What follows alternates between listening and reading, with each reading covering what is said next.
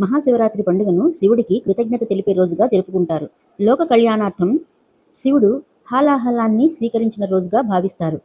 దేవతలు, అసురులు కలిసి అమృతం కోసం సముద్రాన్ని మదిస్తున్నప్పుడు మొదట హాలాహలం అనే అత్యంత శక్తివంతమైన విషం పుట్టింది.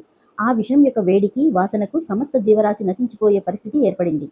ఆ విపత్తు నుండి సృష్టిని కాపాడగలిగే శక్తి ఒక్క పరమశివుడికి మాత్రమే ఉందని గ్రహించి అందరూ ఆయన్ని ప్రార్థిస్తారు.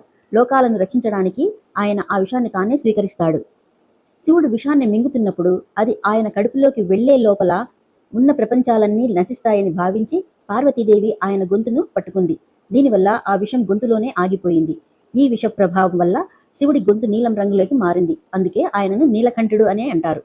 ఆధ్యాత్మికంగా చూస్తే సముద్ర మథనం అనేది మనసులో జరిగే సంఘర్షణకు చిహ్నం. అమృతం సానుకూల ఆలోచనలను మరియు మోక్షం. విషం మనలోని క్రోధం, ద్వేషం, స్వార్థం వంటి చెడు గుణాలు. సమాజంలో లేదా మనసులో పుట్టే చెడును ఇతరులపైకి నెట్టకుండా తనలోనే నిగ్రహించుకోగలిగే వాడే నిజమైన యోగి అని శివుడు మనకు ఈ చర్య ద్వారా బోధిస్తాడు. శివుడు హాలాహలాన్ని స్వీకరించడం అనేది త్యాగానికి మరియు నిగ్రహానికి నిదర్శనం.